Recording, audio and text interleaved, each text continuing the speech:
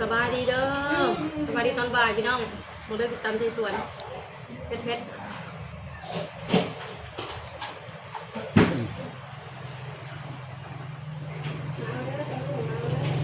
มาเดินพี่น้อง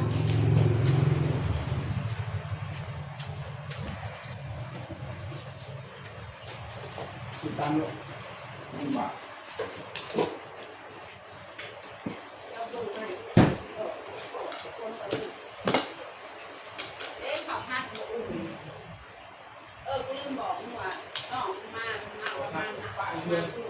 พี่นายสวงนอนไม่ในวันที่เฮ็ดแบบนะครับคนนอกกัน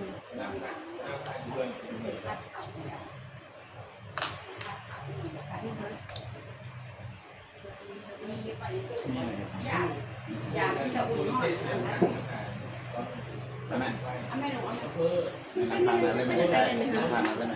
แม่จะเป็นในระดับเป็นที่หนึ่งสิ่งหนึ่งตัวมันเมื่อยนี่เป็นไงแม่แบบลูกม่วนนี่กระโตนี่นะมันเป็นอะไรเบียร์ยังบริขึ้นอยากเลยที่สุดเมื่อกี้ยังขึ้นอยากกินเบียร์อะไรเมื่อย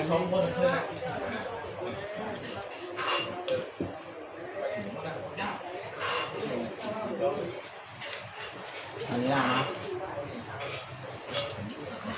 ฮอนเพชรสดน้ำฮอนยังจีอันนี้น้ำหัวเสือตุ๊กน้อยยังอยู่เลยว่าทำมันบุคคลยังเป็นสิ่งโทรหาตาบ้าเลยโทรหาบุจักล้างสุรินทร์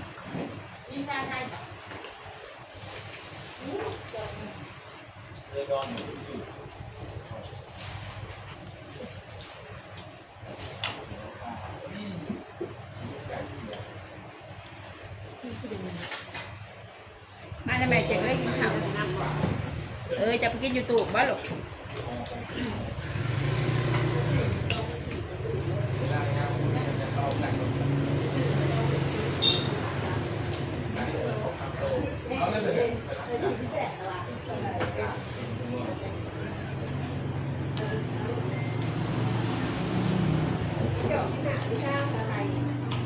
สู่อันนี้ร้านแม่ชื่อร้านเหยียบแป้งเดียวเก้าหาก็ซื้อเอาหาเก้า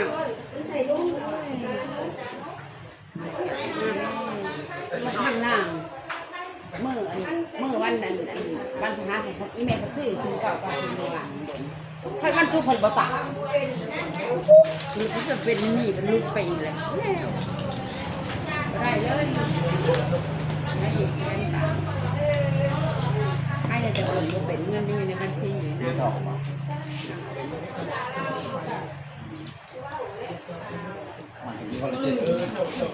กินเขา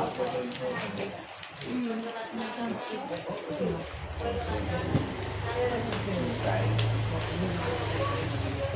จืดตัว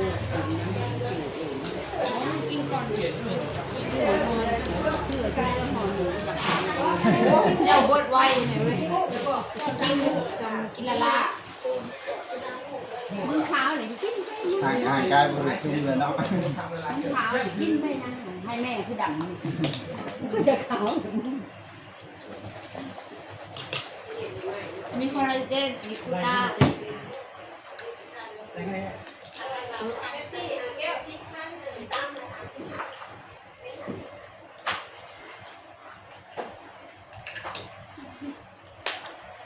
คุณบอกว่าทำไมกินก่อนแล้วท่านกินขาวบ่ก็ให้ลงต้องแรงขึ้นมาจะไทยเห็นไหมโอ๊ยขอทำมากับ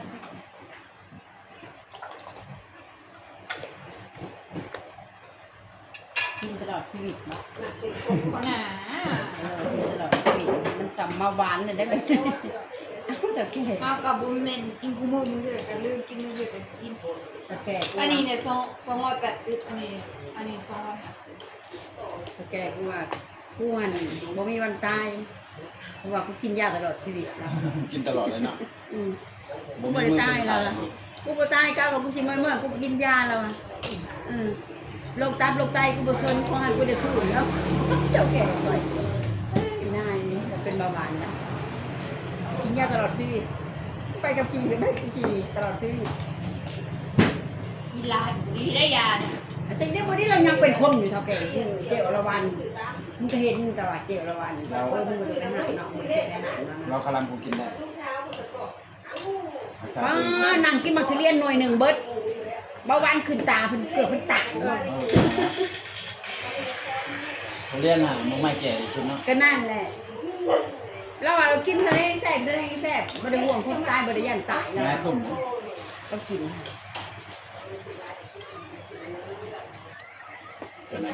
เราไปออกมาคือตลกเขาว่าไอ้ของขนาดสารไตเนี่ยหมกเรียนนี่ว่ากินหมกเรียนบอกว่าตกหมกเรียนตกหมกเรียน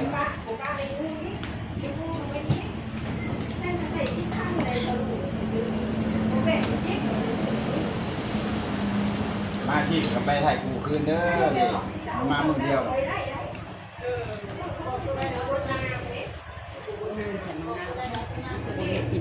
แม่มึงกินดำ บ่นะกูมันเป็นกูตอนแรกกูสิกินน้ำซุปหาเลย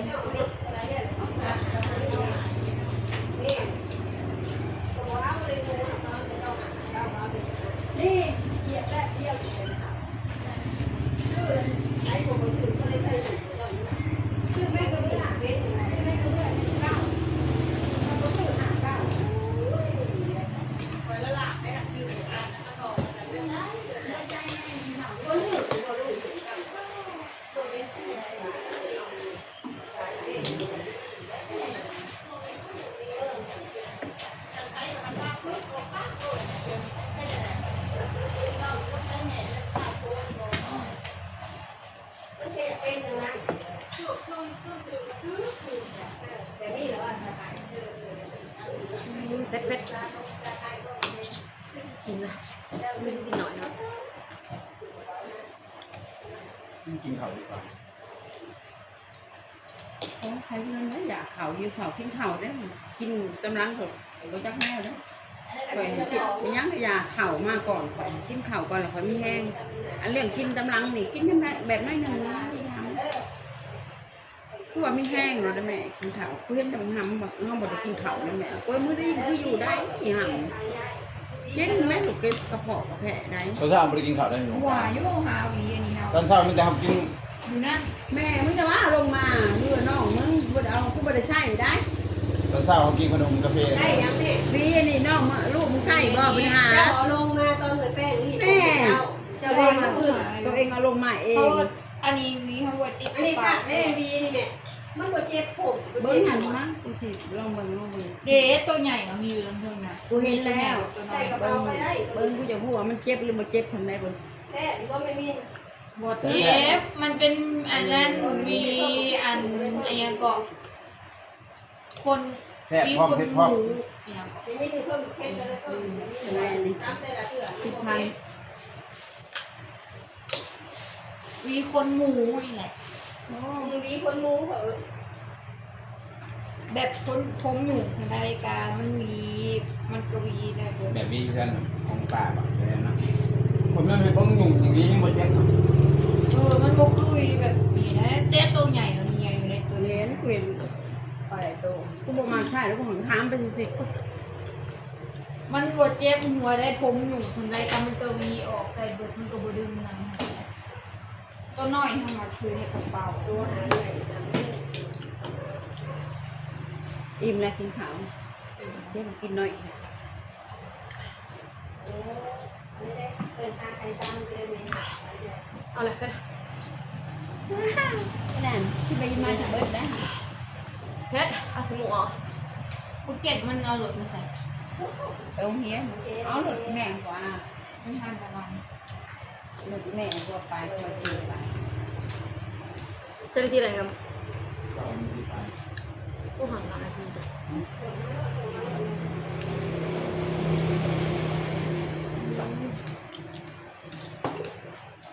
โดยให้น้องเลิกการน้องสิแล้วเลยเด้อ บ้านสิกินอันนั้นน้ำมันด่า ว่ากินยาสีม่วงหายาสีม่วงบ่ 70 เห็น แสน90เลย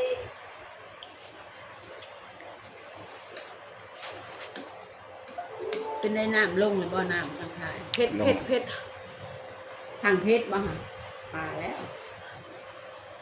เราตามเสร็จแล้วลูกถึงมากินน่ะโอเคเรากินพอดี วัวมาล่ามันต้องเป็นเพชรแล้วมันแซ่บ แม่นเลย จี๊ดนู่นแหละ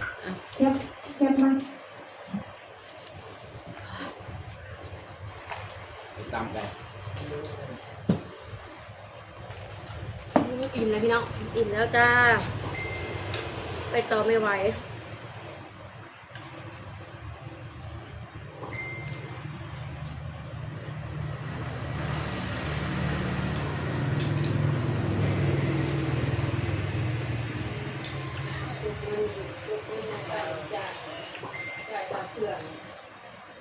ก็คือหนองทรายนี่